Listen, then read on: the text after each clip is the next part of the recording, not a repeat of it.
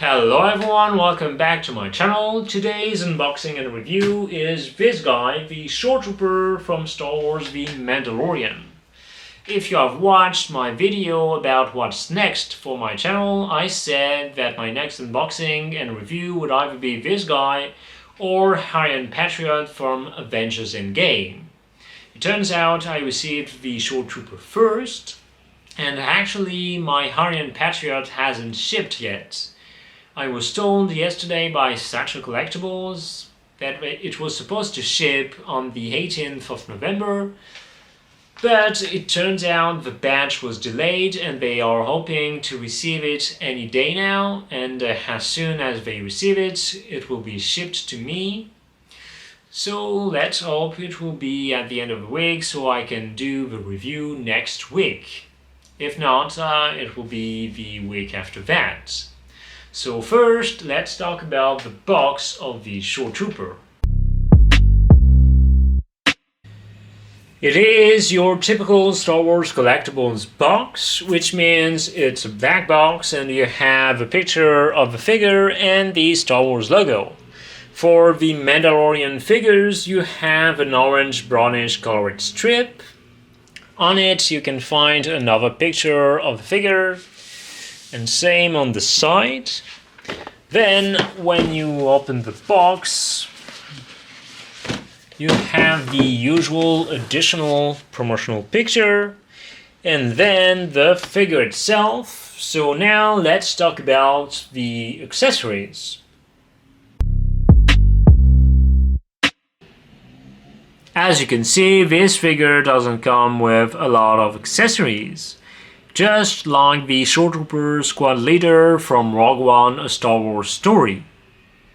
It's really a shame, and I have the same complaint with this figure than with the squad leader.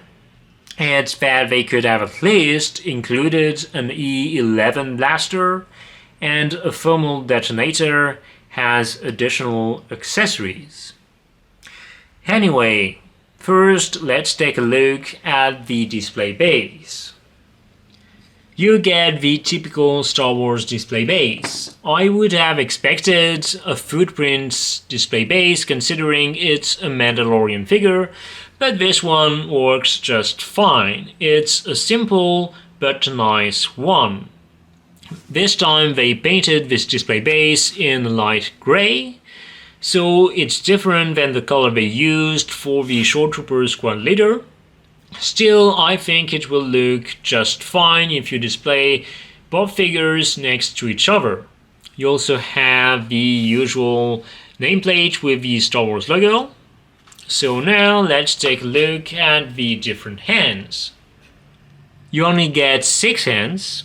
For each hand they have done a good weathering on the armor parts. It looks really good. First you have the open hands.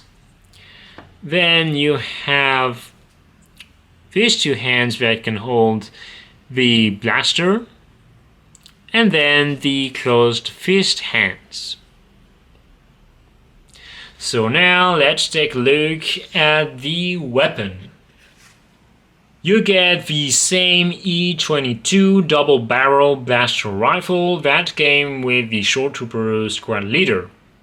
It's a nicely sculpted weapon with some weathering on it.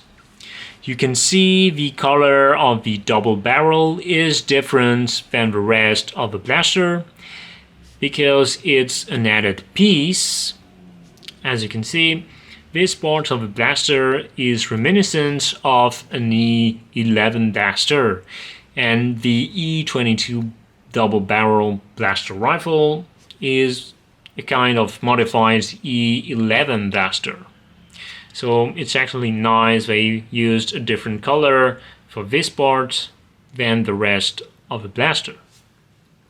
So now let's take a look at the figure itself. When I got my Shoretrooper squad leader, I realized that I needed a second Shoretrooper. So I decided to get this simple trooper from the Mandalorian. He can also be seen in Rogue One, a Star Wars story. The Shoretrooper is one of my favorite trooper designs from the new movies. I really love it. There are some differences between the squad leader and this basic trooper. First, this one doesn't have a camera, but instead has a normal port. He also has a satchel that is supposed to contain ammunitions. There are also some differences with the belt, and obviously the colors are different. This one doesn't have any blue on it. So now let's take a closer look at the figure. First, the boots. They are entirely made of plastic, just like for the squad leader. For other characters, for the boots, they would have definitely went with pleather.